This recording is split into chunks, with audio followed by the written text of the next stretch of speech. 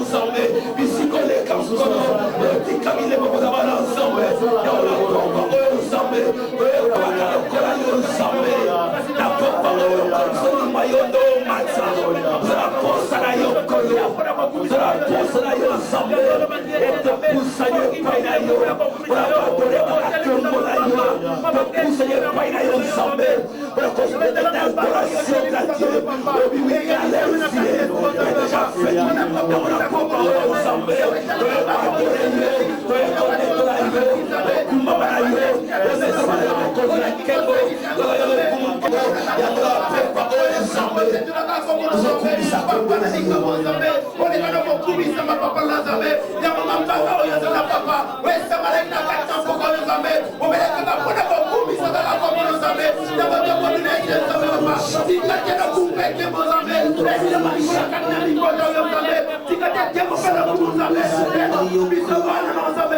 Le croire que sera sauvé toi et ta famille.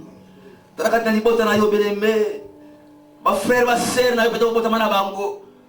la famille est là, je vais comme mingi peut-être bien s'embêter. Yo kabang to bang kana nzambe. To bisa nzamba kitsa mawana ba fia bande kola biso bien s'embêter. Beme Pierre katna boloko. Église c'est ça qui te mona ko bondela. Ngana to bien s'embêter. Eza bande commission tela kana ba vina ngeta pa kande ngwana na bani banda. Kasi nzoka ngai so bonde nzamba osala quelque chose.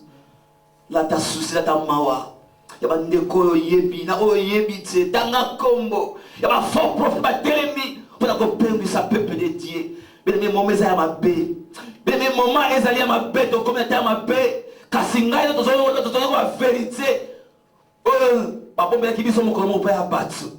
Kasi lo nzamba sala yiso ngolo. Arrêtez ma bombe meto yeba kitse. Donc ça peut être ensemble. Nous sommes dans un bateau, mais nous sommes dans un bateau ensemble. Parce que nous sommes pas ensemble. Voilà cet après-midi, nous sommes dans un colo. Banda la prima bimbi limo yo tena libanda na kombo na Yesu haleluya. Yahweh banda kombo de ensemble. To Yesu Yahweh papa na Nzambe. Kona kole kola katna bande kola biso papa. Kola biso te Yahweh papa na Nzambe. Ko atisera sebe to aita papa. Bale te mingi Yahweh papa na bikamwa. Kata ni kota na ngai mingi bai biote ko. Mingi Nzambe papa na bikamwa. Papa na ko kamwa. Yahweh mete me ensemble. A causa pensavo che ricordo. Basso bonga na bale ba fuana babo. A causa pensavo que abokile ensemble. Basso bale ba fuana babo kolo. Bona ko senga mano Nzambe ko na mokoro mokoro. Ani ko senga mama yo ko la bonga ko la kai. O bazongi mingi bai ba kiyote kolo. Mingi bai ba kiyo ensemble. Bazonga na babo sima. A causa bazo kolo. Kasi na popa kolo ko kamwa. Na ye pai na yo. Ani ko la bonga tira ne ko la kai yonso. O zongi sima kolo. Mingi bai ba kiyo na babo ensemble.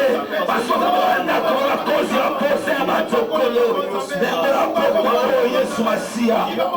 Dekola e pai na yo ensemble. Pedro na yo sala. Pedro na yo sala kolo. Pesa na posa na yo. La posa na yo ensemble. Banda ko tere ba kolo. Toligio ko ba na ko ba via ba to ensemble. Toligio ba ba via ba to kolo. Basu ma de bi na ba ensemble. Basu ma fe bi na ba kolo la ko kama.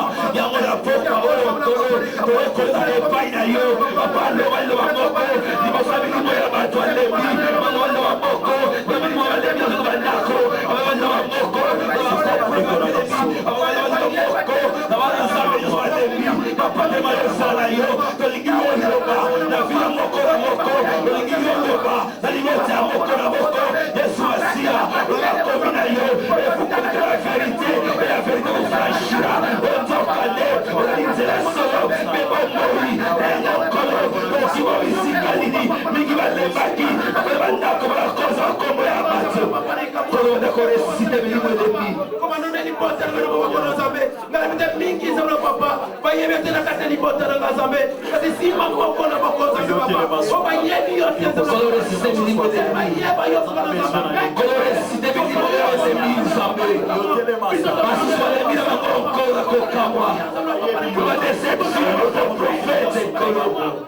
kasi papa telema na yo osala likola bomo ya moko na moko tolingi yo loba tolingi yo osala na yo kolo tola na posa na yo na kombo na Yesu Kristo tosengi mawa na yo par le nom puissant de Jésus.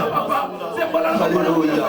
Nikola katna poko zambe nikola iso papa zambe nikola katna bana no zambe oyo ba bukize la papa oyo ba lemisa la papa sembola la papa na buya zambe mapenge la papa ni kala yonele ka komi monisa we yonele ka yo sala kolo sayo zambe papa tozana posa na yo tozana posa na yo wapi mosika oyo tozalaki nkolo eloko mapelepe na yo nzambe yango nkolo akopamwa telema na yo osala par le nom puissant de Jésus.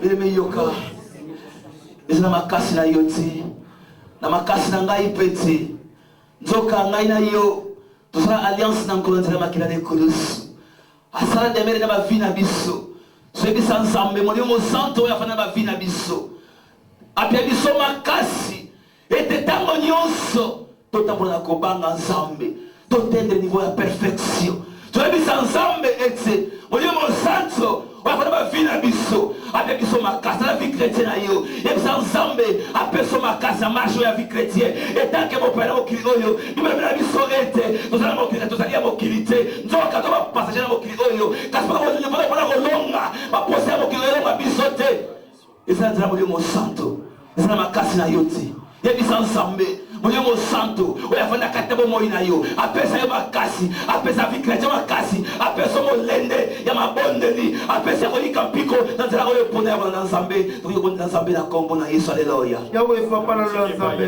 eza na makasi na ngai moko te yawe papa ntango nyonso yawe natikaka ndako yawe nayaka na esika oyo nzambe eza na makasi na ngai te mpona bolingo na ngai te nzambe ntango nyonso yawe papa na bandone nyonso ngai namonaka malamu yawe nayaka lisanga na kati na esika oyo nzambe papa yawe papa na nzambe ngai nebete yawe oyebaka nga uta na eternité nzambe na papa likamwa parceke baoyo ayo nzambe yoyebi bango papa na nzambe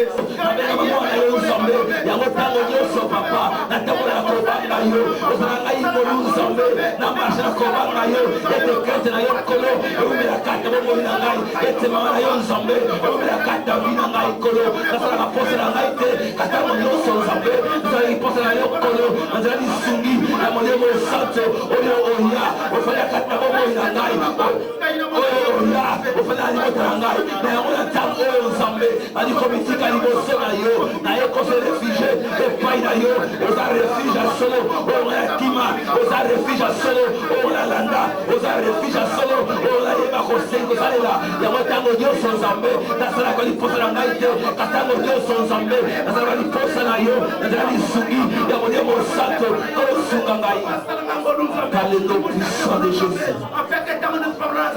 nasala bolongi no nzambe nayeba maloba no nzambe nayeba yokolesa nzambe apeke bisika no nakotambola nzambe nazala lumière nzambe na papa apeke bisika no nakotala nzambe yawe napapete baoyo ayo nzambe kolosala bisongolo tosala volonté na yo par le nom de Jésus kolosunga biso par le nom de Jésus na kombo na Yesu. Bebe yoka sima tokoyeba nzembo na yango bandeko na biso tozali kotika lisusu oyo ezali vie bato na nzambe basala mosalaka na nzambe de saint ete ntango nyonso nzambe asungaka. Bebe yoka l'église ya yambo nzambe akisaki présence na ye mpo bazalaki bomoko toyebisa nzambe kati na nzambe de saint atravers basali oyo nzambe abimisa na bisika oyo atravers baserviteur nzambe aloti na bisika oyo ete peuple na nzambe tosimama bomoko kose soutenir toyebisa nzambe asopa esprit ya pardon asopa esprit ya muru kati na biso asopa krete kati basali na nzambe benye metala londres ezala koningana na bafaux prophète batelemi bazomema fausse évangile mpona peuple na nzambe na perdiction kasi atravers la prière ngai na yo na basali oyo nzambe atemisa bisika oyo tobisa nzambe mpe bango makasi basimama moko bayeba kose soutenir unité amour umela kati na bango simano yembo oyo tobona babasana nzambe. Haleluya. Oh yes. Kolosala le moni kosala na sabe de se. Yes, sala le moni kosala. Katna sabe de se nzambe. Sala le moni kosala kolo. Haleluya. Oh yes. Oh yes. Yes, sala le moni kosala. Na yawa sali na yokolo.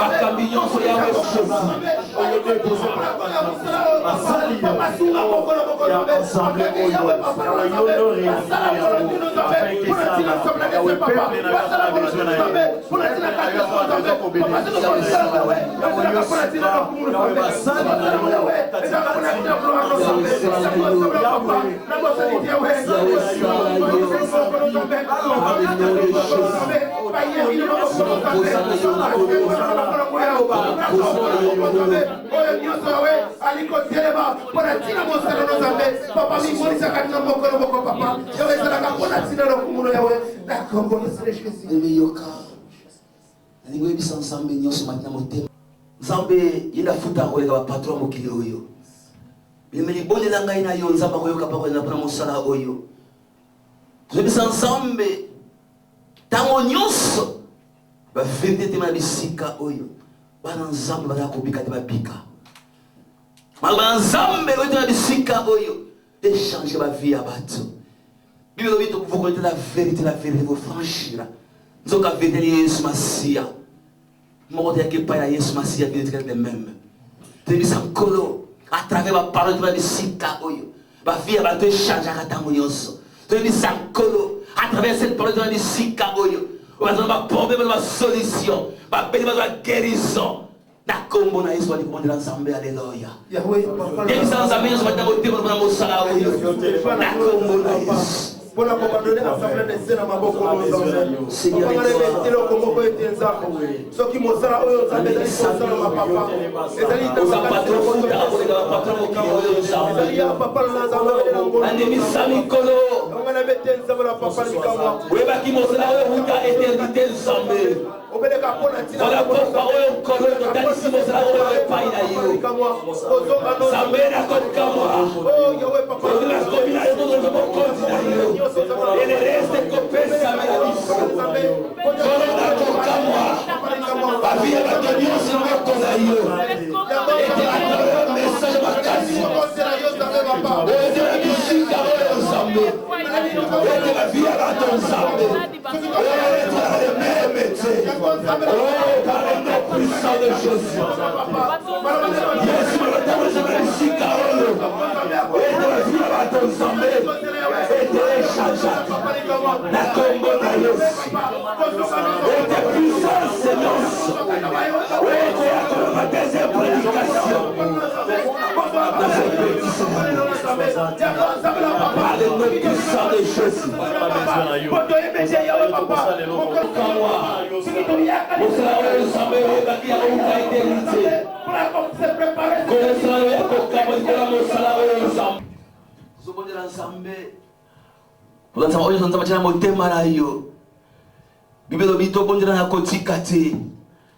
Oui, parmi les sopés, tu es ensemble à gloire à Dieu. Na bo pito ba quand même maladie, ba souffrir parce que tension. Lo ba lo ba moko ça jo fara fara maladie. Et puis ensemble tellement. On zoka kali Emmanuel le Dieu parmi son peuple. Depuis ensemble tellement son peuple na ye. Alors ba aime nous maladie nyonso. Depuis ensemble puissance Seigneur. Nous maladie qui rêve bien ba ensemble. So buka ya mona kombo na Yesu bana kombo ensemble par le nom de Jésus. Yahweh papa na ensemble. Na bo se Jésus. O ba lembi na kata tango le kola maladie. Oh papa bazoki si male kola maladie. Seigneur de gloire. Yo le ensemble papa. Yo ko kola mo pousser pour la force ensemble. Demi sami na ba yo. Yahweh papa na ensemble. O le papa tellement na yo sana kombo na Yesu. Bande comigo na ino se ba boroko kolo. Yesu tellement na yo osana. Yesu tellement na yo osana. Ta oro et le vrai et le saint de la maladie. Oh Emmanuel le Dieu parmi son peuple. Papa tellement na yo osana kombo na Yesu. Et de puissance Seigneur. Et le combat de l'ensemble. Et de puissance Seigneur. Et à ma mère Moïse. Par le nom puissant de Jésus. La combo na Yesu. Oui, nous savons que c'est. Oui, confessez combo na yote. Oh, nos bébés ici. Par le nom puissant de Jésus. Nakombo na Yesu. Par le nom de Jésus. Par le nom de Jésus.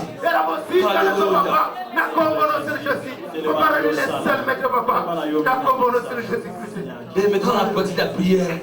Na sécurité ma bisike swami yo. Nakombo na Yesu. Car l'attitude de prière et adoration. Na sécurité ma nakombo na Yesu. Tokoje ko bebisa. Puissant Seigneur Samolili. Simalo yembo oyo ngai na yo deko take ba projet molili oyo tirado kanga baganya solo kanga pona mosala oyo baganya solo kanga pona mabota na biso to kota na kale ndoko bebisa ko panza ko zikisa par le nom puissant de Jésus. Simalo yembo oyo ngai na yo deko détruire ça molili oyo solo kanga ba kombo na biso ba baba na biso ba famille na biso doko bebisa yango simalo yembo oyo na kombo na Yesu. Oh Jésus.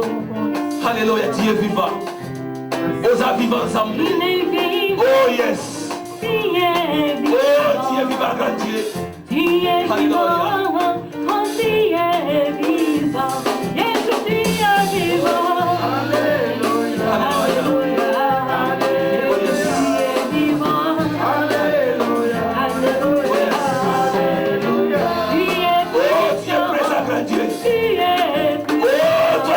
Jamais changé. Oh Dieu est grand, Dieu est puissant. Alléluia. Oh yes. Alléluia. Alléluia. Oh Dieu est présent. Oh yes. Oh Dieu est présent. Oh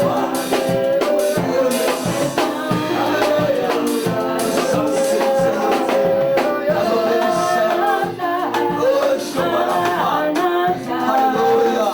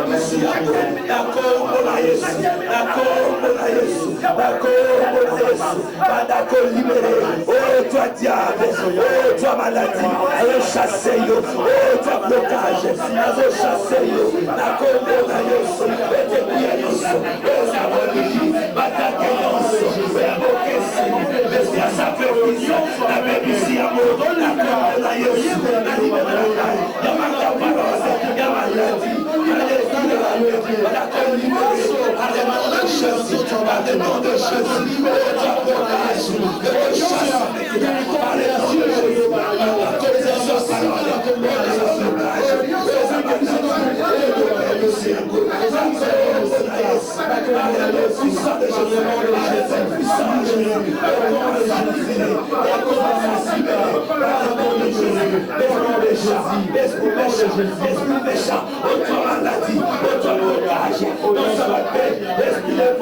je te chasse maintenant par le nom de Jésus, par le nom de Jésus.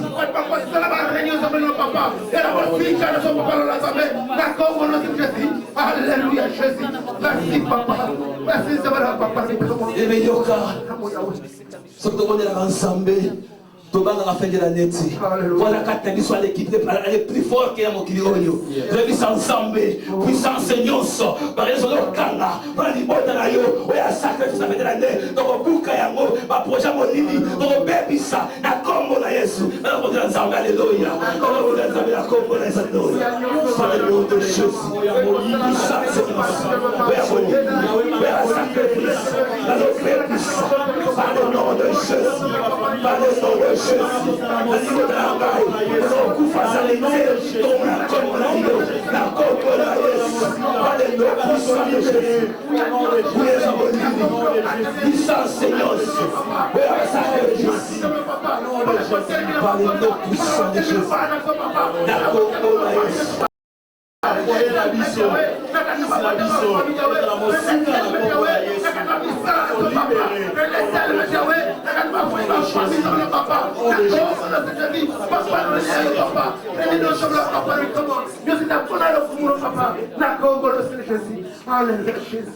Merci papa.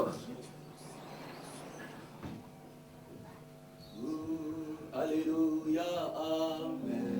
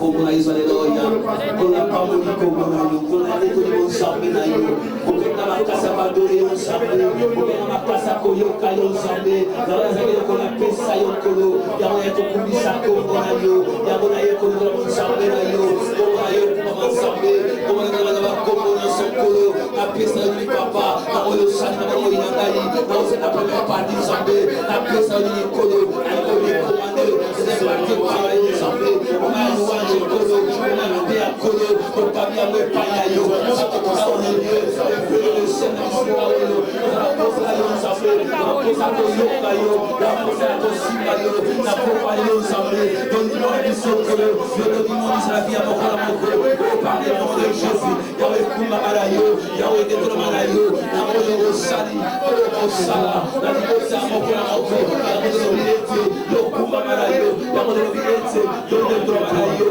na kombo na Yesu yo moyo na yo na moko ya kokabo ezali yo merci bisalo sasala la biso yango to Yesu basiate yango to pamboyo yango to dekoyo na kombo na Yesu Kristo deuxième partie, et la bonne ensemble, merci Seigneur Jésus. Pendant que vous ensemble, ma boko pe milolo na kombo na Yesu. Tobeti ma boko pe milolo na kombo na Yesu Kristo. Alléluia. Amen, amen. Amen. Il est vivant. Il est ressuscité. Merci. Alléluia. Vraiment bon, avec beaucoup de respect. Fidèle bosodo pour ça mon cœur bosodo va devoir si ma kanga la vie sima kona na kombo na Yesu Kristo s'il te plaît bande kona ngai tous allez vraiment un peu éparpillé avant dans la louange to comme la vidéo yo ta déjà malam mingi vraiment s'il te plaît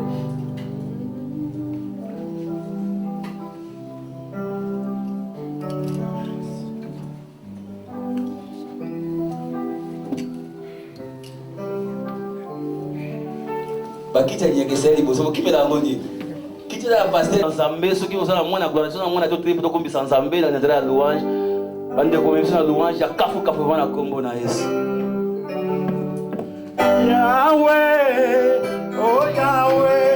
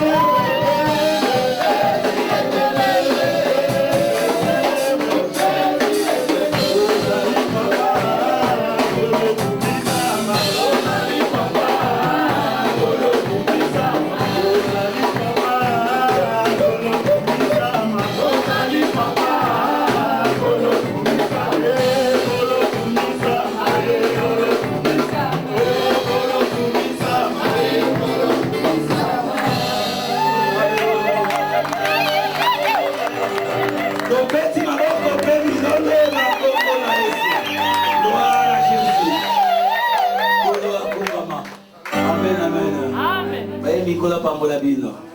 Amoni va vendre, je sais pas pas mater, vendre déjà de tous les cas. Amen, amen. Parambia Nicolas Pambola. Voyons comment on va ensemble. Quand on met ce que soit mieux, banda ko rester présence ensemble. Il s'en ensemble no belayo. À travers ma comme na pourquoi lelo. Oui, ma ba oui mais ma implice na bon moina yo. Bibelo bi et tout va passer. Mais mon monde va ensemble les kaki. Oui, à la ligne là sauver bon moi. Nzoka bon moi ya sole ranzira ma ensemble. Yango tukoyebisa ensemble aloba na pokwa oyo à travers mosali na ye oya kotelisa liboso ete nzambe alobela biso banda kobondela nzambe na kombo na yesu alelo. Oui, Père merci. Il n'y a qu'un toi. Ya oto adora ki loba loyebo toloyo kolo nzambe obieti yonso ekonekana yango kasi mokolo moko te koloma bana elekaki nzoka ya solo kozalaki nzela solo mpe bomoyo wape epai nini biso tokoleka so na nzela na yo ti yesu masiya ya solo nkolo yo oya ofanda na babili na biso nzambe yango nkolo oyo ete kondima eyaka na koyoka oyo toyokaka ni yesu masiya yango ntango ekokolo koyoka yo nkolo olingi yo oloba liloba moko na pokwa oyo nzambe afete molimo moko oyo eza bomoyo na pokwa oyo nkolo oyo yesu elingi ete pokwa oyo nkolo ekola otuna na vi ya moto kasi pokwa oyo nzambe ondima ete moto moko nzambe yokobikisa na pokwa oyo par le nom puissant de Jésus le puissant Seigneur oyo ya deuxième prédication et le puissant Seigneur oyo vraiment vous doit me déranger na bisika oyo napebisi yango par le nom puissant de Jésus.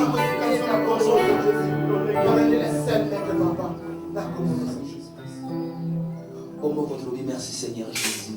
Merci Seigneur. Amen. Amen. Et nous bisous au fond de la Congo là. Et nous avons invité nous dans Zambé, dans la Congo là Jésus Christ. Parmi les couples, on t'aime pas. Molili olele. Donc, ils ont appuyé. Molili eye pour les années, pour les signes. Donc, or qu'il y a une carte de M. Goza la bonne côté. Même si on compte fait ça pour les eye, molili c'est les signes. Pour les là ici, Si on se fait basé na nini na malaba ya Nzambe. Donc ya mon msuba baka. Donc eza na ngoko pona kusunga biso to salela Nzambe malamu ya mon to baka na banzembo il faut qu'on devoir amour. Notre bitangue vous savez pendant tout fait temps bonne là. Alors vous connaissez toujours et pas tout sur là concernant la mission La mission du serviteur d'Abraham.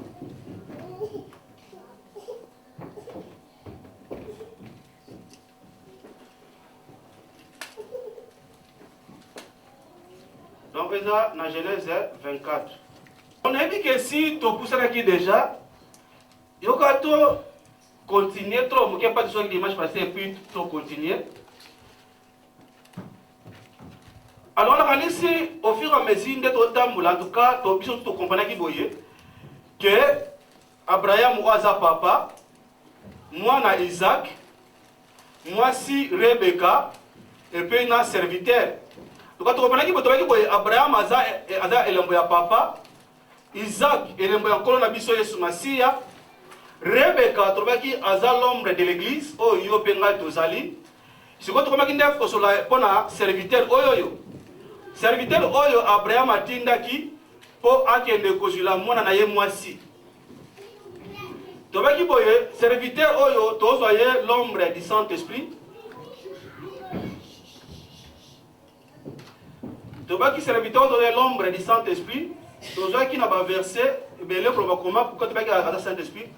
Tobaki serviteur pour trouver l'étape tobaki c'est maintenant l'œuvre du ministère. Donc tobaki yango tous appelés serviteurs au local ombrani, il y a ministère, c'est quoi et pas tozali.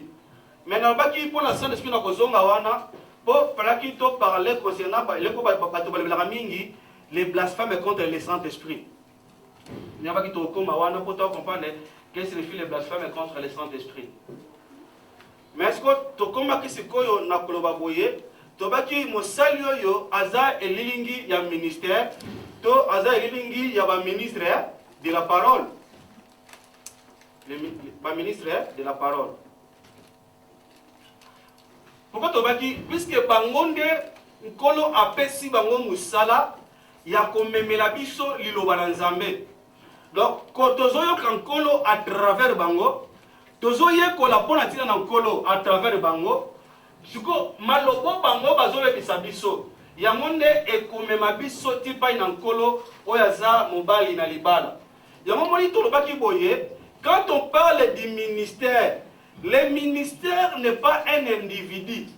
Ministère est un moutou. Le ministère en fait est un moussala. Oyonzambe azo sala na kati ya moto. Est une manifestation. Anzambe na kati ya bomo ya moto au moyen de la parole. Le ministère est un moussala oyo nzamba zo sala kati ya moto. Yatobaki talanda kisa tozwaki na 2 Corinthiens chapitre 11 verset 1 à 2 et pas Paul azolo baboye nazana zuwa makasi epai na bino po ete ngai moto senini na fiancé bino epai ya mobali tanga lobi na fiancé bino po mobali moko et puis lokolo na fiancé bino de même oposi ngai ngamutu na ko présenter bino et pas nani et pas mobali yango autour que les siko comment dire apôtre Paul aza comité à la place ya papa pour tout na mukanda 1 Corinthiens chapitre 7 que mutu ya pesa ka mwana ya mwasi na libala ya nani papa na ye pour to baki na libala mutu pesa ka mwana ya mwasi pa mobali za ka parente marraine peut-être tout monde ka lelo et puis le pesa na kata d'église sont des églises de réveil mais jour de mariage papa va sundolier bazu pare moko batie wana na marraine ale bino ndebo za boko tisa ba marié bongo papa ya mwana botie wana est-ce que marraine mutabota mwana wana non donc mutapesa ka mwana ya mwasi na libala pa mobile taka nani papa ya mon frère omoni ya omoni évangile abeto kaka liboso et s'il saka valeur ya ba parents na biso bota ba repoka sene moko maka ba pour peut-être imaka sika bato mingi banisi kotosa baboti na bango te na kombo ya liloba ya Nzambe frère Nzambe atikala kolongola pouvoir ya mobota ta mokolo moko te yomona ke vrai évangile tango yaka esalaka mpe zongisa makambo nyonso na esika na yango parent zali parent akotikala moboti yango ta poto bazoloba ke soki mwana ya mwasi akapusana soki papa na ye alobi boye mwana na ngai nakobalisa ye te alobi mutu wana asali malamu. Donc il faut respect ya baboti ezala na makambo tokoki kosala Ce qui est au Sambelaka, frère à côté de yo. Ok, vous avez mis ça à boti na yo. Ce qui va parler na yo, va boy. Là, c'est na mona va parler à boy, mais passer va juste balato kangi. Oh, le gars papa na boy, d'abord quand t'as mon pagano, à la paix sorcier. N'a passer le bébé, le gars papa, tout ça ni, to kangi libala. Frère, ça l'a raté. Ce qui papa na yo yanzo to sert à boy. C'est le petit libala va peut tout drapeau d'ango. Et vous arrêtez. Pourquoi? Ce qui libala wana nzamba lingi yango, to ko sert yo, frère, sœur. Na yo, na biso église, to soutenir la prière. Zambo les niveaux balana, a ko changer la vie à papa na yo. Na moi te papa bandaki na nom mais comme na oui. Donc, on comprend que notre baki a apôtre Paul, Aza comme on dirait, il y a place à papa. On dit papa, c'est ça l'œuvre du ministère. Pourquoi? Yesu azolo baboye, bobenga moto na mokili papa te. Parce que vous avez qu'un seul père. Donc, c'est qui n'a mon père spirituel à non, non, non, non, frère. Nous avons qu'un seul père spirituel qui est le père de tous. Bien dit qu'il est le père de tous les esprits. Donc, vous avez des alinani, et ça y est.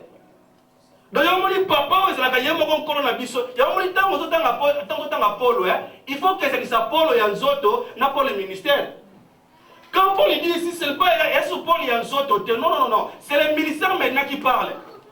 Là, on a bien, tant que non, na zui na pesi na pas mobali, et puis na yimutu, na ko présenter frère physiquement les Paul les akufat.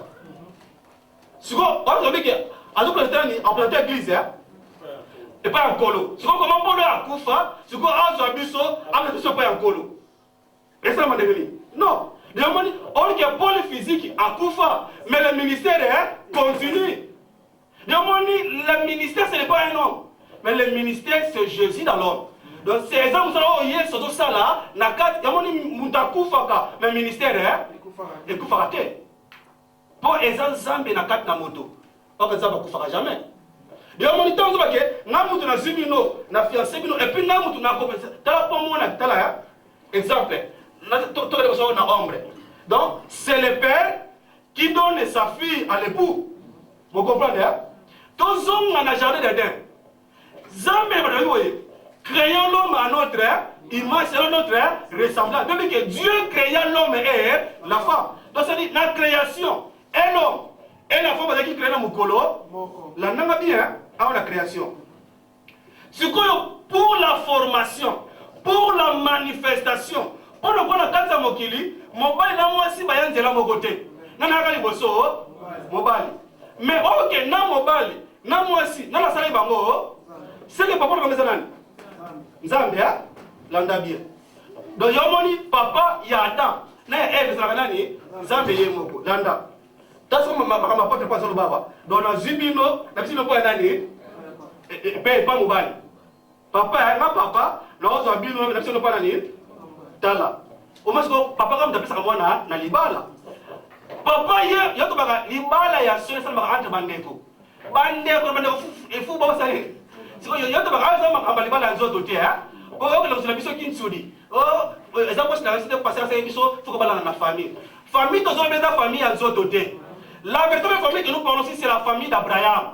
Oh qui est le véritable Abraham? Ah yango les chrétiens baba la kati na nkolo. Il faut maintenant juste vendre ton terrain concernant le mariage. Pour moi, c'est quel mois berena miken tout liboso. Landa, Zamba keli Adam PF, ansel Adam liboso. Landa bien, Zamba nalo, misko Zamba tanga akeli banyama, albitika tenayana banyama liboso ya moto. La tala compris nous dans une minute, nous t'en fait ça bien que à data na pesi mutu ba combo, mais il n'a pas trouvé ce mutu le kelama za lokola, il landa bien. Ce que Nzamba lobi boye, il n'est pas bon que l'homme soit, je lui ferai une aide. Landa bien. Ce que on a dans les ici, papa. Donc papa nous dans les ici, ah moi na ye abala. On que pas moi na bala, faut moi ça là. Il y a beaucoup papa. Mwasi, papa salani. Frère, mutapesa Adam Mwasi. Tu es bingana yo. C'était le père lui-même. Pourquoi? Pour le coquisser et coquissama. Et ça qui est dit, Azu Adam a commis. Ensuite, il a commis Adam. Parce que Adam a profité un peu moyen d'ima. Tant qu'on a commis Adam, aïe, Azu Mopandi, à 5 mois aussi. Tout le temps, on a bien nous, et Zambe. Bien dit, voyez, tant qu'on a Adam la Mouki, ce Dieu qui a pris Ève, a mis devant l'année.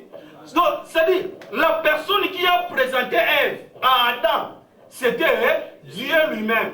Donc ce n'était pas un homme, mais c'est Dieu lui-même. Or, nous savons que Adam, c'était seulement l'ombre du véritable. Or, le véritable Adam, c'est le Seigneur. Or, ceux qui allaient dire, il est l'ombre d'Adam. C'est que nous sommes tous les lignes. Il y a moi aussi, c'est que papa a présenté. Totalement, Genèse. C'était le père qui avait donné sa fille. Faites dans la Genèse chapitre 2.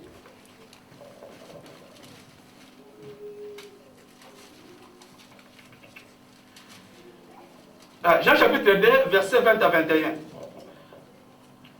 Genèse chapitre 2, verset 20 à 21. Il y a bien sûr, et l'homme donnant des noms à tous les bétails, aux oiseaux du ciel et à tous les animaux des champs. Mais pour l'homme, il ne trouva point d'aide semblable à lui. Alors, frère, moi, je ne comprends pas les balatés à cogner pour la moitié. Je ne comprends pas les balats à cogner pour la moitié de la moitié. Pour parler de moitié, nous avons moitié Aza instrumenté et l'eau qui a joué. Maintenant, moi si Aza aide, c'est que Aza le colayo. Donc, c'est-à-dire, moi si Aza moi si Aza le cola, mobile, mais dans d'autres boussus. Donc, moi si naïe, et donc, Aza comité là. Il y a un moment même biso biba dans Ephésien. Cola, biso biloba, poto comme le cola nani, le cola Yesu. Donc, c'est que n'enga mobile Azali. Donc,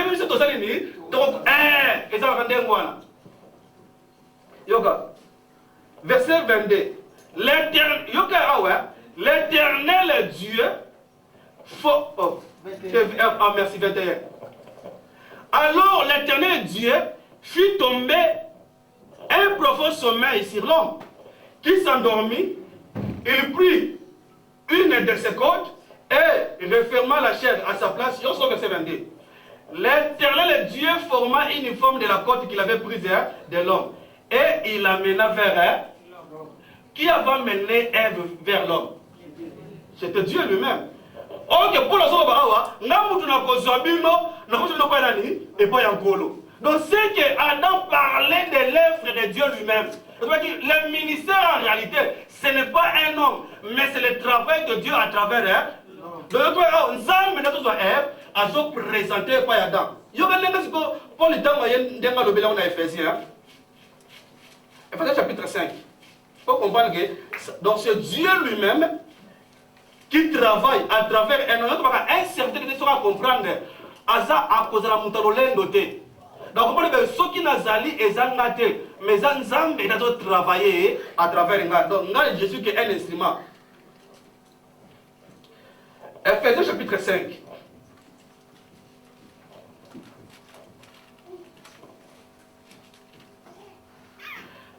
Tout le monde a vu sur le verset 24 à 27. Or, de même que l'Église est soumise à Christ, les femmes aussi doivent l'être à leur mari en toutes choses. Verset 25. Marie, aimez vos femmes. Le ministère, c'est à travers le monde. Yoka.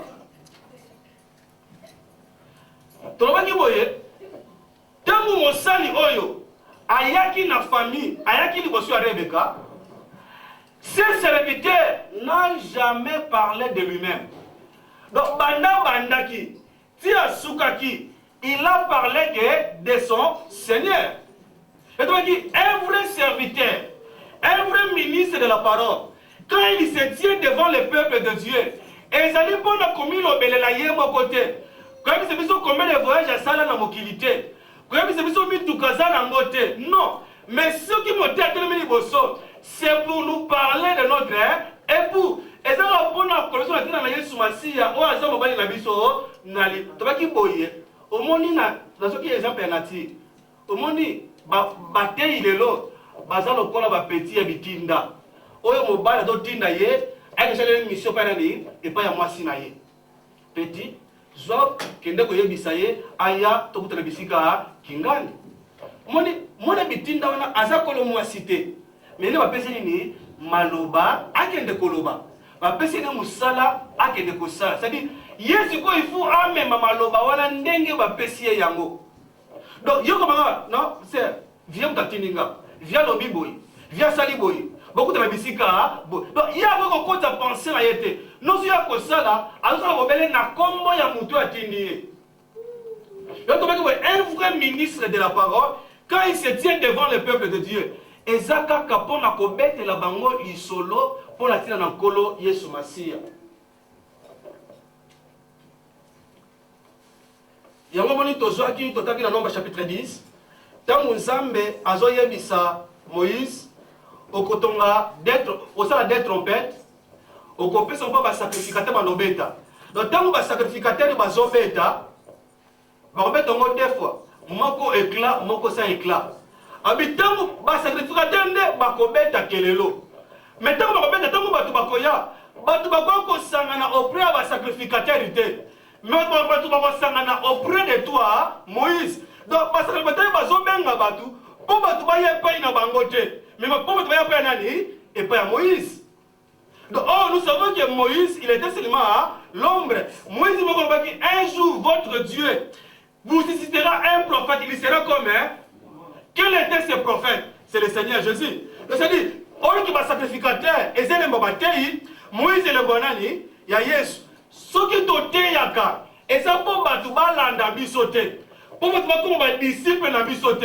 Pour batouba comme un fan na bisote. Mais au contraire, si nous prêchons, pour être batouba comme un disciple nani, pour batouba landa nani, balanda Yesu. C'est-à-dire, ce qui t'ote koloba, faut qu'à toloba natina, na Yesu Masia.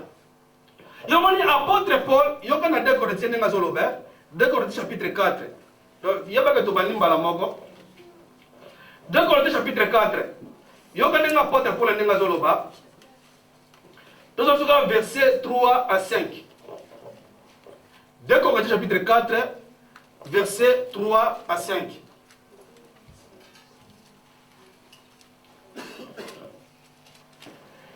Si notre évangile est encore voilé, il est voilé pour ceux qui périssent, pour les incrédules dont le Dieu de ce siècle a aveuglé l'intelligence, afin qu'ils ne vissent pas briller la splendeur de l'évangile de la gloire de Christ, qui est l'image de Dieu. Yokasko verset 5. Nous ne prêchons pas on a banné le verset 5. Nous ne nous prêchons pas nous-mêmes. C'est Jésus-Christ le Seigneur que nous. Et nous nous disons, vos serviteurs à cause. Bon, mon yango, donc, ce serviteur, il est l'ombre du ministère. Donc, le ministère en réalité, en réalité, tout le chef, vous tenez le comment. Le comment de la pasteur, comme le la chef, comme le titre, il y a là. Il y a un pasteur, attaquer le matin, il faut bâtir la kiti. Le matin, il faut y avoir un pasteur. Attaquer la salon de coiffure, il faut qu'il y ait un nani. Non, frère, non. Là, on a monaté, nous avons boyé comme si nous avons boyé. Boyé binga, nous avons boyé. C'est un mouton à voir sol. Ou bien, nous avons un poche. Or que ça peut moussala. Nous avons besoin d'un grand pouce-poussé. Or que ça peut moussala. Sauf que français, il n'y a pas un seul métier, mais il y a que des sautés. Donc, mon émission en réalité, nous sommes dans un pays où nous avons bâti pour nous. Donc, c'est que nous avons tant que vous avez posé à Maï, vous avez musique à terre, vous avez un nebiso. N'est-ce pas vous avez parlé? Puisque vous avez un boy yangwana. Tolingi boye. Aïe, ma répété. Nano na mona te boy mo batie, bo mo na panamo kolabi. Na lingi mai, bo mo ba kolba. Yo bo lingi o pusi. Ah, ça va fundi ko ya pe. Kasi musale sili. Abana boy yo za boy batie wana. Frère, toza wana ser, toza wana pona bino. Donc, Zamba tia bisoana pour vous servir. Mon est la minute, yo vani. Vous savez, donc servir bino. Des fois, yo vani pendant toute la semaine. Maintenant, vous savez, les ali, comment de la Zambe, n'a pas mis la bango. Et ça, vous savez, on va servir bino. Pourquoi c'est notre travail, c'est vous servir. Donc, tout ça, le cas de boy na bino. Yo frère, et ça facilité, nous salon. Yo to baka exemple, ça la gradité. Muto pena mi yebi maima kama Nzambe. Yo mapi ko liboye, o ya lingi azala mokonzi. Azala mosali ya banani? Ya baninga. Pour relever pas ya Nzambe, et ça pour servir les bateaux. Alors nous ne prêchons pas autorité à capon habite sur mon côté, mais nous prêchons Jésus. L'évangile ne concerne jamais, au grand jamais, les choses de la terre. L'évangile concerne seulement notre Seigneur. Donc l'évangile du commencement à la fin, ça concerne seulement à parler de notre Seigneur. Pourquoi? Quel était le message des gens? Répentez-vous, quand le royaume de Dieu est proche. Vous l'entendez bien. Répentez-vous, quand le royaume de Dieu est. Donc l'évangile concerne à parler du royaume. Oh, le royaume en réalité, c'est tout un nom. Royaume yanzambe frère ezalaka mutu mo yango bitu toboya tokokota na bokonzi yanzambe te toikolo babongo tobi to toa babongo te puisque bokonzi yanzambe tokota déjà maintenant tokoti mobimba te yango so tokota kana bokonzi frère bato ba okenda enlèvement ça ka bato si bakota na bokonzi yesa ko ya bobongo la moto poto bokonzi te meseli ni eye na liki ko boye bokanisa te bokonzi na Nzambe et que le kobeta misu parce que le royaume est déjà au milieu. Quel était ce royaume? C'est lui-même. Un royaume qui marche. C'est-à-dire celui qui croit en Jésus, il est déjà dans le royaume. Spirituellement. Et on se compte tous les enlèvement. Pourquoi? Pour moi, pourquoi faut enlever tout le monde à banzoto yo? To lata banzoto ya nkembo pour te bénéficier pena ini mobimba na yango. Nous ne prêchons pas nous-mêmes. Nous prêchons la parole de Jésus. Nous ne falsifions pas. Donc cela veut dire quoi? Un vrai ministre de la parole, il ne falsifie jamais la parole à cause de l'intérêt. Il ne change jamais la parole, mais il apporte droitement, mais il apporte fidèlement. Donc à tel moment, pourquoi? C'est très important. Abraham a bien mosali na ye. Abiboye. Na lingina tinda yo. Mais pour nous la siri ko la fidèle. Que ndenga la ko tinda yo. Ndenga yo ko sala. O ko sepete maloba. Zo lo boko na yo. Sali ni. Tala si akwis. Pour la nini. Yaki po ala bandai. Que ndenga la tolo boko parce que côté lo boko na kwisi ezaka ko la bandai ezaka serment. Dans la Bible, Zoa, Genèse chapitre 47.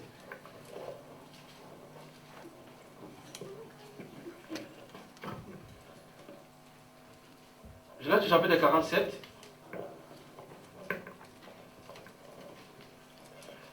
Nous allons verset 29 à 31.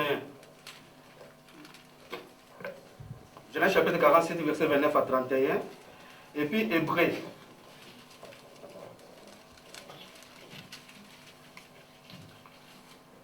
Hébreu. Hébreu chapitre 6, verset 16.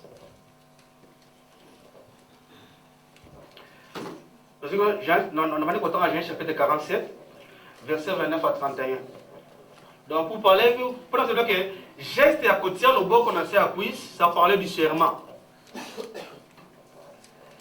Lorsqu'Israël s'approcha du moment de sa mort, il appela son fils Joseph et lui dit: si j'ai trouvé grâce à tes yeux, mais je te prie, ta main sur ma cuisse, et ils envers moi de bonté et de fidélité, ne m'enterre pas en Égypte. Quand je serai couché avec mes pères, tu me transporteras hors de l'Égypte, et tu m'enterras dans leur sépulcre. Joseph répondit, je ferai selon ta parole. Jacob dit, jure-le-moi. Et Joseph le jura. Puis Israël se prosterna sur les chevet de son lit. Hébreux chapitre 6. Verset 16.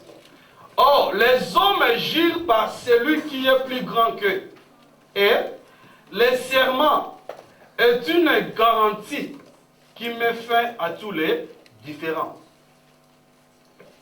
Donc, vous comprenez que Abraham, même si vous savez, pour sa fidélité à Mosalioyo, que Azak au juré, à cause de la fidèle na mission où Abraham a opéré ça y est. Si je suis fidèle à la mission que Dieu m'a confiée, mais c'est quoi la mission? On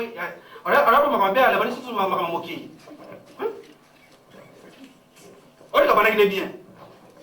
Si je suis fidèle à la mission que Dieu m'a confiée, oui, si Dieu t'a confié une mission, c'est que tu dois être fidèle. Mais est-ce que c'est comme il faut comprendre, quelle est maintenant la mission que Dieu t'a donnée? Il faut toujours faire des essais. Tant que vous avez moqué, il faut toujours poser des questions. Pourquoi nous avons namo? Au bon moment, les gens posent des questions. Pourquoi nous avons des c'est pour la bien matérialité. Non, non, non, non. Pourquoi les biens matériels, même les papas, c'est-à-dire, quand un homme prend un serment, il y a Nancy, vous avez bien. Vous avez un exemple à Mokilia, vous avez son premier ministre, vous avez oh, j'ai ceux qui disent qu'on a fidélité, pourquoi? Le coup là, son engagement, président. Si tu es moi, président qui a fait le bon le oh, je serai fidèle, mais bon, c'est quand même bon matin à Zorikawa. Donc, nous sommes à l'Oba qui n'a maillot. Je pense que c'est un homme, on a fait mon dîme, mon ensemble. En ce moment, on a fait les politiciens. Pour que Nani peut se faire dans l'équipe, moi, je ne vais pas passer comme ça. Ah, mon dame, il y a un peu de passion. Frère, tout va coller. Mais Ezana Mokonzi, Moko, dans ce va passer à Mokil. Pourquoi? Parce que le véritable royaume, nous, est yété. Et moi, je vais voter. Tant que l'équipe, vous serez toujours déçus. Donc, ne faut jamais, au grand jamais, confier à un homme. Amen. Ceux qui ont la tour, les gens qui ont la tour,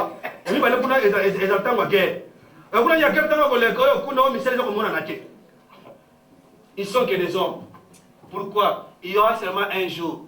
Nous attendons le roi des rois. Or, quand il établira son royaume, l'injustice à bout bien. Bon, intolérance et zéro ce qu'il dit. Mais quand on va député, comment tu vas passer à battre? Mais tu prêtes serment. Quel est le serment que vous avez prêté? Frère. Donc, ok, quand un homme prête un serment, c'est pour être fidèle. Donc, pour respecter la mission qu'on a appréciée, c'est comme aussi le ministre de la parole. Quand tu t'appelles comme ministre, c'est que tu es obligé. Il y a côté le Brazil, mais il y a un peu de solo. Pour exactement, ah, il y a un solo batté. Parce que ma source est là, bomba, n'a pas bombe pour la banane. Au bout de ma source, solo, bango, que Paul est arrivé, boye, na bombe libino et l'eau comme côté, na taïbino makambo, nyonso. Pourquoi tout ça la bongo? Pour ngambo na bino, ça na mutu na bisote. Nzambe, nous sommes au président Saïnini, na Pesaki. Donc, on dit, de même aussi, comme il pour Jacob. Jacob, ben la carte d'Égypte. Mon anaye, Joseph. Jacob a connu. A dit qu'il y a un Koufa. A bengi Joseph, mon anaye. Et mon anaye yaka. J'irai que ceux qui n'a koufi, mais kou ananga et koti kalawate. N'a dit qu'il y a un visité bino. Tant que vous bima, vous savez ni bobema. Frère, mais kou abati kakangote. Au moins, il y a un voyage autour de Tamboula, frère. nous avons besoin de mikuwa ya Jacob. Misu bawatala. Mikuwa ya Jacob na zolo banayo. Rabata ko ofuta tiko ke na Israel kunate. Pour mikuwa na zolo wona mikuwa ya Jacob asolote. Comprenez que Jacob là c'était seulement l'ombre du véritable Jacob. Yazo monabi physiquement na cause la lisusuté. Mais ce qu'on me comment? Mais mikuwa nanga écoute. Dala physiquement na zate. Mais à travers les os, c'est que je serai avec vous. À travers nini mikuwa. Yango tangu bokobima. Kobosa na mikuwa na ngate. Mais pour le ndima, on peut être fidèle, on peut respecter l'engagement. Zolo boko le nini toujours sa cuisse. Pour ne pas solo, on est fidèle. Et mon frère, un vrai ministre de la parole, Azamutoyo, a tia le boko na sa cuisse yanzambe. Un vrai ministre, Azamutoyo, a tia le boko na cuisse yanzambe. Que na kozala fidèle na mission oyo pesanga. Mission ezali ya kozala mikuwa komema ngo kotambola na yango. Oh, qu'est-ce que signifie mikuwa? Physiquement le véritable Joseph a besoin de soutenir. Mais nous sommes à travers mikuwa. Oh, les autres c'est quoi? C'est l'enseignement. Donc étant des ministres, nous sommes appelés. Nous sommes comment passe comment on dit que mikuwa est enseignement. Talaka c'est l'éclaircir bino. Bomoni boyebi yawo na bombo ya mutu nzamba compara bango na nini na ndako tala bien pour comprendre bombo nzoto mtaka compara na nini na ndako. OK, ndako peto ngama nini simba yango fondement boyebi ke fondement mo ebona la katia mais nini zomona na ndako. Donc fondement donc c'est nini esimi ndako tanga bien. OK, ndenge na tele we na ndako te ni le siminga. Pourquoi frère, ceux qui mikou ezate na zoto. Na wiko na misuni. Na misisa. Mais ceux qui mikou ezate wala ko tele maboye. C'est que le siminga c'est donc mikou c'est le fondement. Oh, Bible dit voyez, vous êtes fondés sur l'enseignement des prophètes donc nous comprenons que le fondement qui est les autres c'est l'enseignement. Je me dis qu'un vrai ministre, Azamuto a benga ma femme et ma mikuwa nini, malamu ndenge angol. Souvenez-vous, Yesu Masia ne kulusu. Bible biboye. Tangu bazobuka miyingwa makolo. Mais ya nini, bobuka était parce que Bible lobaki. Ata muko ni mosa nini? Frère, muko babuka ngote. Oh, muko c'est quoi? C'est la doctrine. On respecte cela. Il y a pas de doctrine lobby. Moi ça te yate. Tobuka muku wate. Pour moi lobby trika ye muku sanini. Babuka ka muku wate. Pourquoi faut respecter l'enseignement? Et on dit habitez le bon colon de service pour prêter serment. C'est-à-dire un ministre de Dieu a bien il faut porter fidèlement la parole. L'andana y frères et sœurs. Oh, pour porter fidèlement la parole les années. Ni koloba teya lo branzambe ndenge zali kokotisa makanisi na yote obile koma boya ngapo nanga na moni boye ça va pour na yo est-ce que pour na likameli kamango c'est que Bible lobby donc ezali que pour yo lobby non faut tout la Bible. Pourquoi frère oyebi kokotisa penser à mutu na makambu ya nzambe eme makakufa tala vous avez un exemple boko totanga Esther. Esther chapitre 7.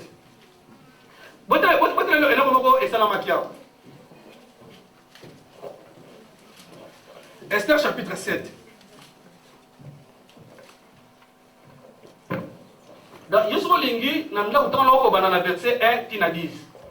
Mais si on attend, nous avons verset 8 à verset 10.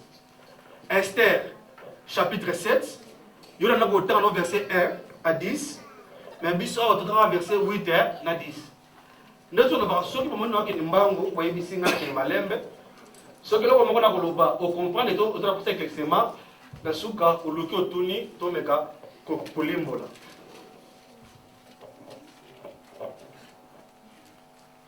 To combien Esther chapitre 7 verset 10, biso totalement verset 8 à 10. Yoka le kamo salama kiao. Lorsque le verset 8, Lorsque le roi revint du jardin, du palais dans la salle du festin, il vit Aman qui s'était précipité vers le lit. L'anda bien, il y a bandé le verset 8. Lorsque le roi revint du jardin, du palais, dans la salle du festin, il vit Aman qui s'était précipité vers le lit, sur lequel était Esther. Et il dit, serait-ce encore pour faire violence à la reine, chez moi, dans le palais? Dès que cette parole fut sortie de la bouche du roi, l'anda bien, on voila le visage d'Aman. Et Arbona, l'un des uniques, dit en présence du roi, voici le bois préparé par Aman pour Mardoché qui a parlé pour le bien du roi. Et c'est un vrai ministre a bien mis foi tel obranza mendenge ya mwezali. Il faut aloba ndenge nzamba tindi aloba. Alors il faut qu'on ça va penser na yete, alors qu'on ça idéologie de oh ngana kanisi. Non non non non non. Tu es bien ça na tangu ya reine Esther. Esther azaki na lokona na kombo ya Mardoché. Totali ezaka bolama bele Mardoché sala ki pour na roi. Tu es comme qui na tangu moko moto oyo Aman. Asali plan mabe contre Mardoché, à ce que nous étions pour prendre Mardoché.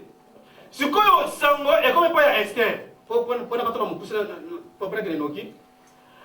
Esther, ce que nous avons Makamboyo, que Balingi, Baboma, nous connaissons pas Bande. Abirwa, Nana Posa, Oya Nandako. Oya Penanani, na Aman. Obi que Aman a s'appelé là. Taga, ok, na roi. Une invitation pour la bengi sibino. Et puis quand on est pour les bena, quand David bena n'enga danger. Na mo konzi pena na to ko liya ko to sepela. Alors quand je batté malheur ça nini.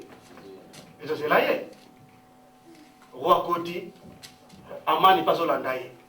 OK, Aman de ça sali projet mabe contre libote nani ya Esther.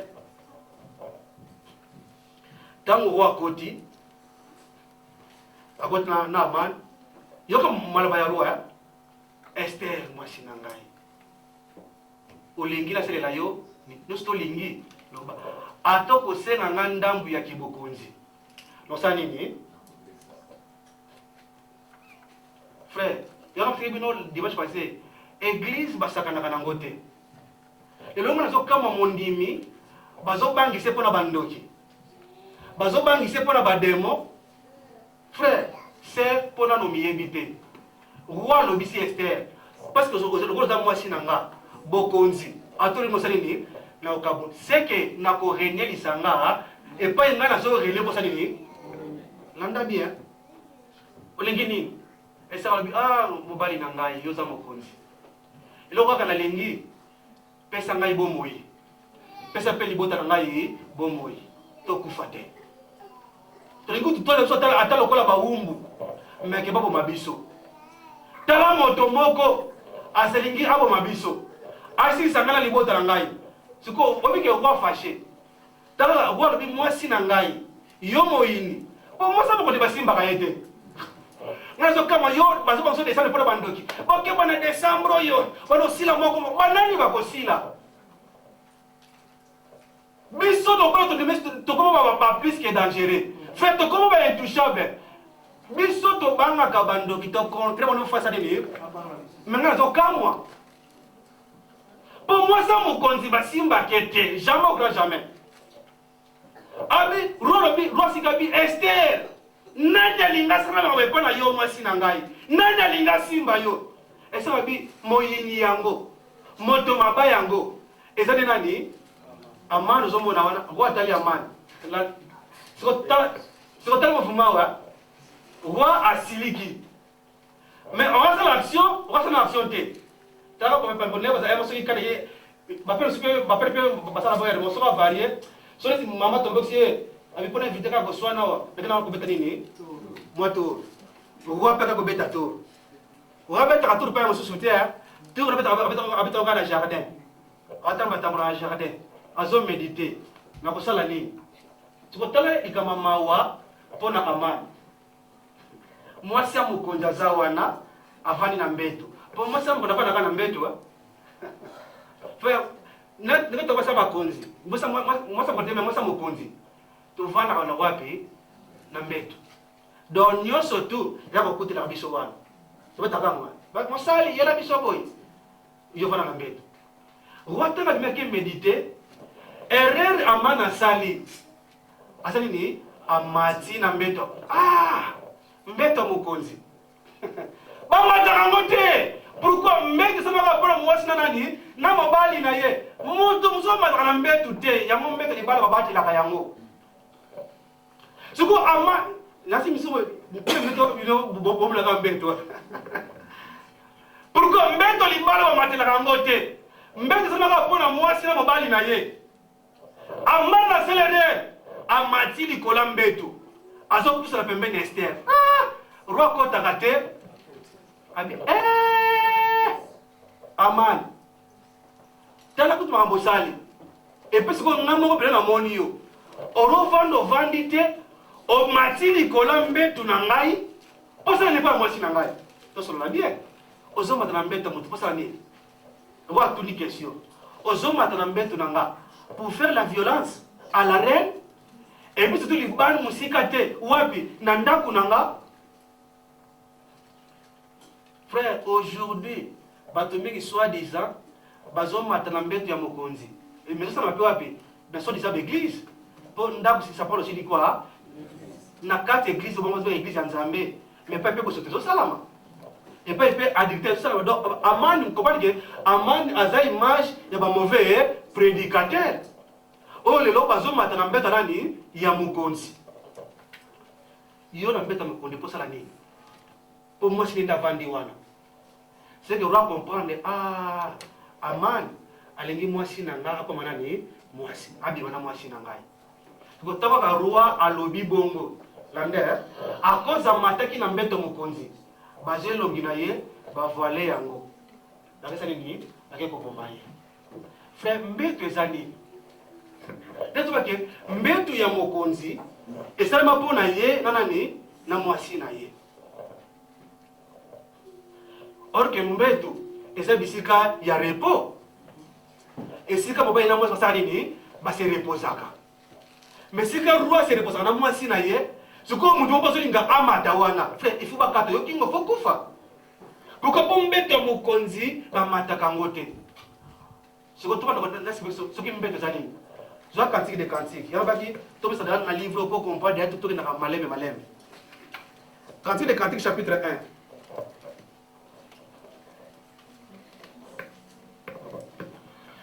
cantique de cantique chapitre 1 verset verset 16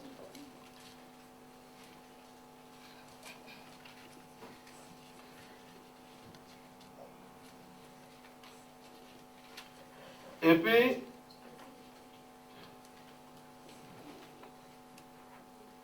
Psaume chapitre 23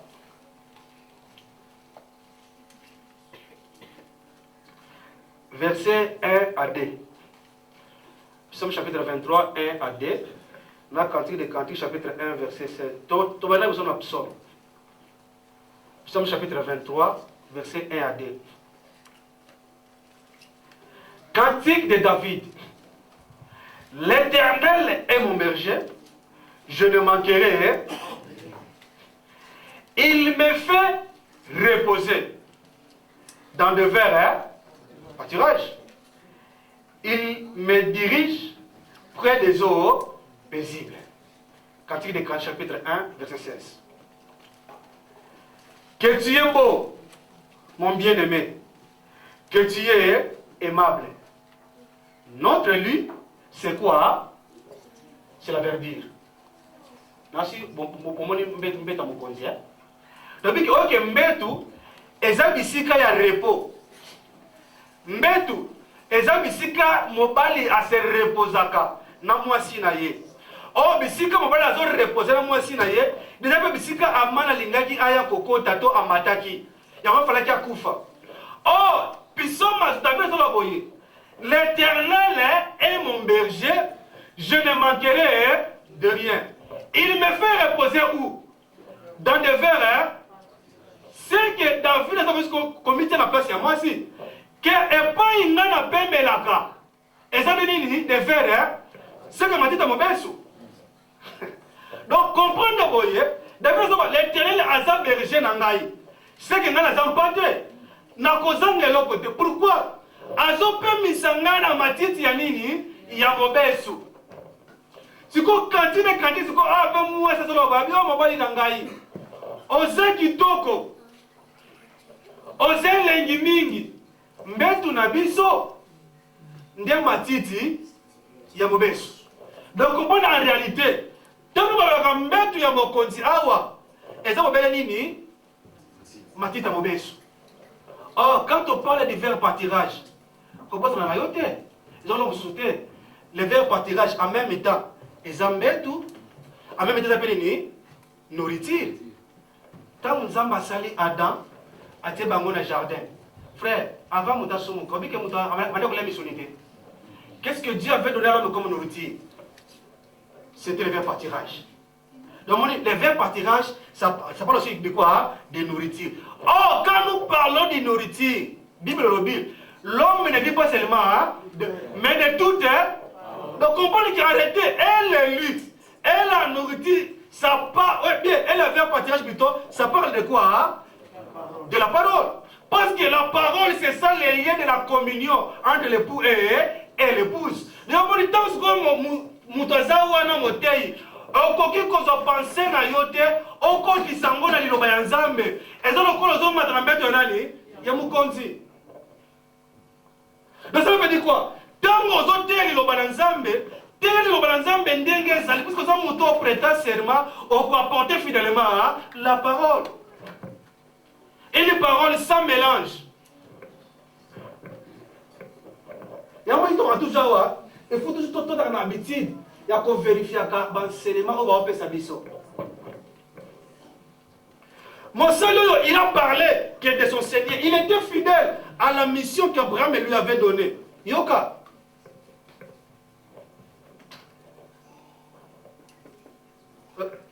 Tant mon Seigneur Zoloba, ce côté la Tangwana, il n'y peut pas aller. Mais ce qui a fait ses serviteurs, et ça au contraire, il y a Makambuto, mon de l'église.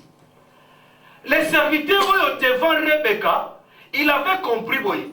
Rebecca, dans la position Ayoka, comme ceux qui ont des mots qui n'andent. Non. Mais il a besoin d'écouter seulement concernant son mari. Pourquoi Ayeba, n'a les balles qui est à Nanani. Pourquoi ceux qui mutu ya kobalana c'est qui akoko un peu lokola mutu wana ndeto lobaki na kati église ya Nzambe tozalaka pona koloba ko élever kombo ya Satan te ni pe ko élever kombo ya ba démon peut-être tobaki aujourd'hui ba chrétien mingi loba comme spécialiste na ko kombo ba démon mais comme tout la temps kombo ya ange moko ayebité au moins est-ce que ba ange Gabriel faut travailler wana lokola yemta pesa ba sangwebele. Oh, ange Gabriel, ange bien, ange Michael Kass. À combien combien? Est-ce que ange va mi balé? Mais c'est quoi tous les comme des démons? Aïe, de plus que ça.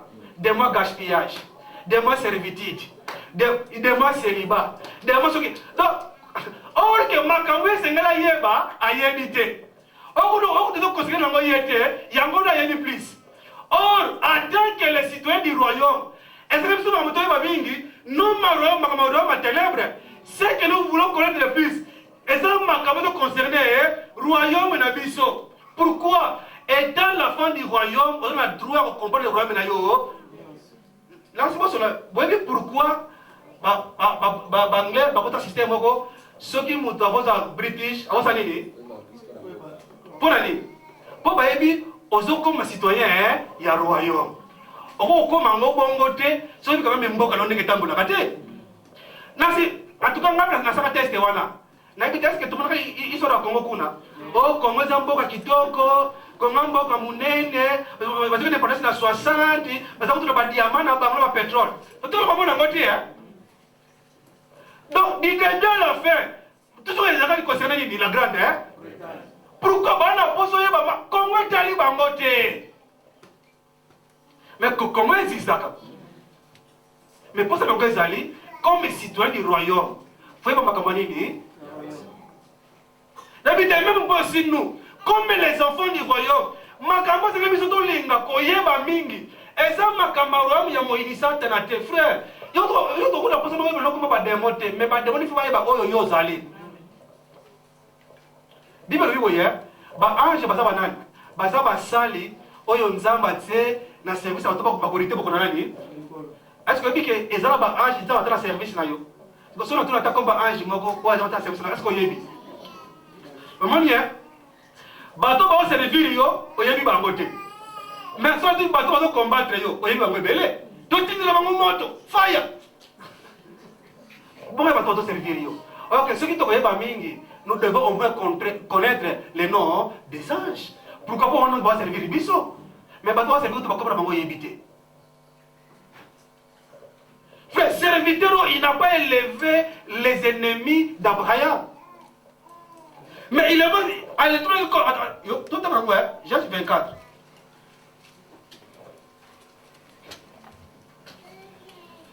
Tout à l'heure, comme chapitre 24, verset 35 à 36. Et puis, tu as sauté la biseau, tu as vu verset 57 à 60. Genèse chapitre 24, verset 35 à 36. Et puis tu as sauté, tu as vu verset 57 à 60.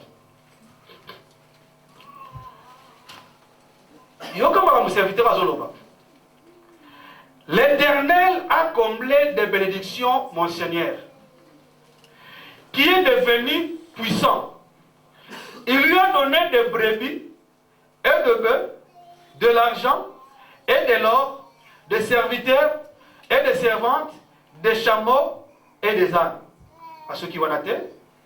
Sarah, la femme de mon Seigneur, a enfanté dans sa vieillesse un fils à mon Seigneur, et il lui a donné tout ce qu'il possède. Verset 57 à 60. Alors il répondit, pardon, il répondit, au moment où Mosayoyo, Tanga Bandi Koloba, Azope sa Rebecca information pour na mobile na ye, ou pas que le kobala. Côté que mobile yo que le kobala, Azamu tapa en pambate. Azamu tu moko nzamba tombola ye. Azamu tu yanguya. Oh, ce qui moi si, abali moto yanguya. C'est moi si pas comme nini, moi si yanguya. Ce qui moi si, abali mbali oze élevé. C'est que moi si pas nini, a comme élevé.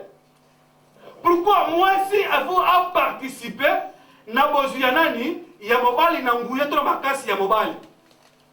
Ya mori ba ki na posa fala ka yeba que mobali na ke ko bala zaneni pourquoi ndenge ya zali ndenge pe ngana ko bénéficier na privilège wana.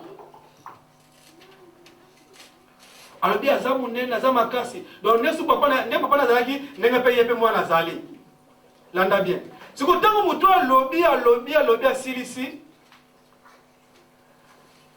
bandimi azui biloko apesi n'abaki toko mana azui biloko ya or bien argent apesi Rebecca parce que vous savez ça boti na ye alors bi siko tangu na ngai ekoki bo pesa ngai moi sina salini na kende na zonga et c'est bon non est-ce que on peut dire que moi cité avant de moi quelques jours avant de 10 jours on m'a dit et c'est là que moi mouké coutume yango okomona boye tala Marie babi boye azalaki fiancé nani ya Joseph mais obi que avant Joseph mi bazana ndako moko te ya fiancé maintenant bazali ni ndako moko te il va pas le fiancé avec moto si ba pesi les biloko mais bana sana yamani il faut que tu kana mwasi na ndako ya baboti na bango avant na quelque chose ba pesa etoli comment le revendre wapi na libala.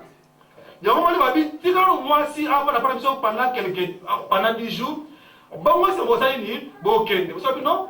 N'a qu'à sur la terre perdre été. Bon qui n'a pas dit n'a qu'un mois si n'a pas. C'est quoi frère ya Rebecca moi ça n'a pas parlé ma non? Parce que tout est quand on met ma Rebecca hier moi ko aya koloba. La date bien. Babi Rebecca. Est-ce qu'on dit mi ok na mutoyo? rebaka lobi na kokende. So yo kama loba frère na yazo loba na papa na ye. Baba nisi ko yo kopambola Rebeka. Or que ada to moni ke mobali aza puissant. Mobali aza puissant. C'est que mobali aza na domination. Yo kasi ko papa frère Rebeka ne badi koloba. On ne kona biso ya mwasi. Tika ete okende. Opambolama, okuma mabota ebele. La chama lobi. Et que ta postérité possède la porte de ces. C'est que bakitani na yo balonga bikuke ya bayidi na bango. C'est que bana o yoko bota. Logo zo ke le kangamana mutu wana. C'est que osu mutapa pambate. Okoko mebele. Et puis postérité na yo. Baina mo bakolonga ba mais bon ba sali ni bakolonga baini na bango. Frères et sœurs, obi ezelo komoko yozo mona ngo ezapamba mukie mais ezalaki elo komo c'est-à-dire ba frère yo bana ko prophétiser comment Rebeka azokota na kati ya promesse ya Abraham.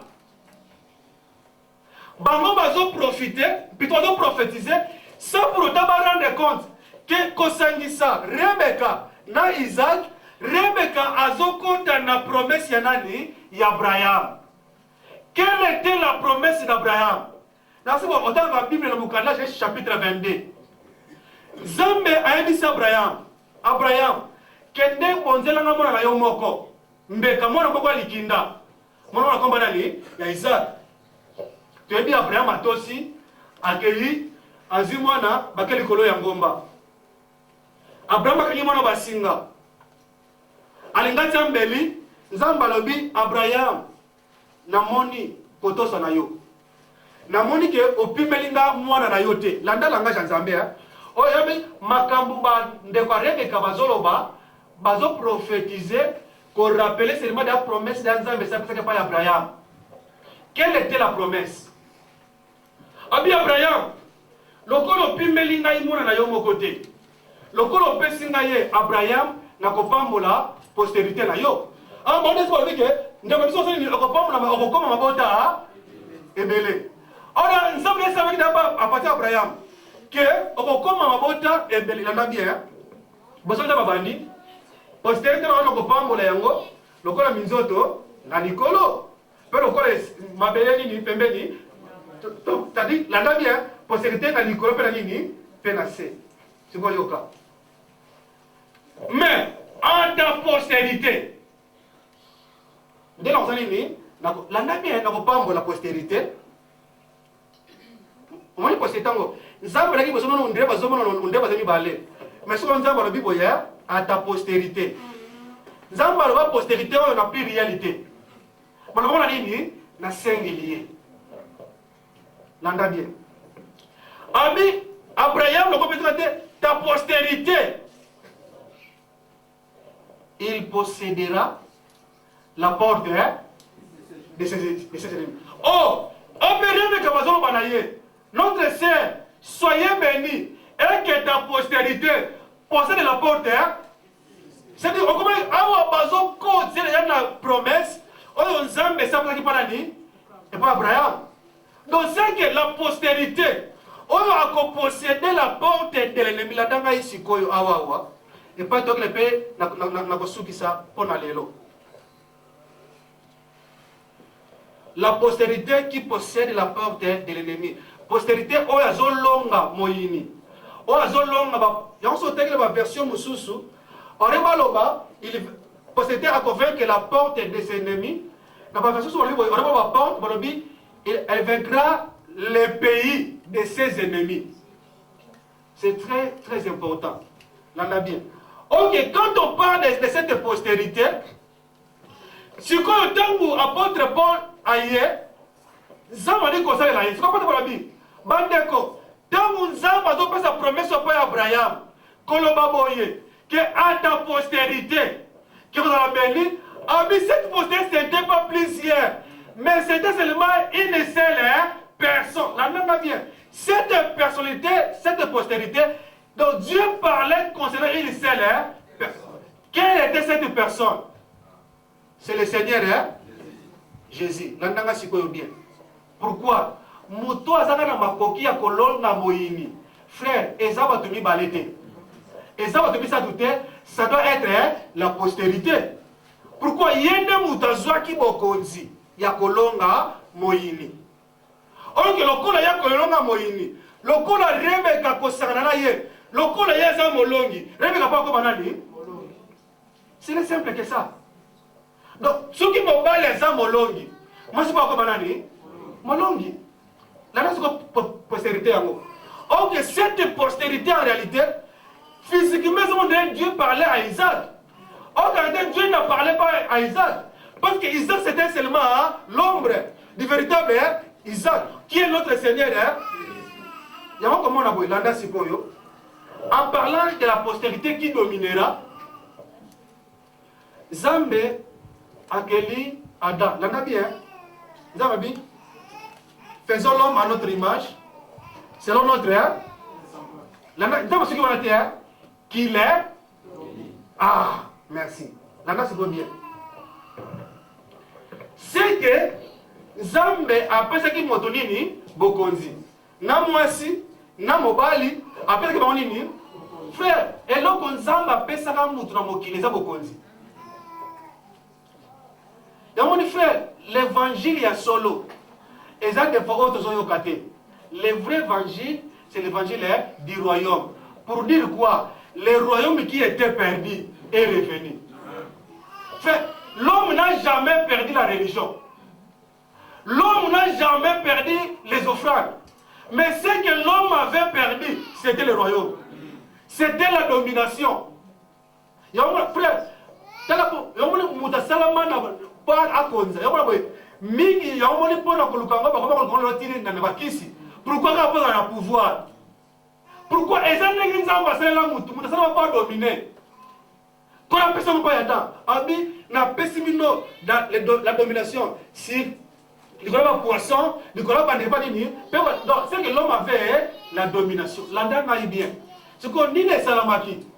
On se dit dans moyini pe. Oh azaki la ikolo. Na ko to kinda basali ni na si to bi mo inyango ha ezala ni landa na bien frère tanga na bible na yo omoni tangu nzamba boka ki satana oye bien que nangu ya satana nzamba botela kyango te nzamba satana kitaki nangu ya na yewana mais c'est quoi pourquoi pour asale lango non na ndenga malamu mais ça ndenga nini landa sikoyo. Yomoni tangu nzambe a bwaki ye. Ok, tita mtamba zo bwaka ye.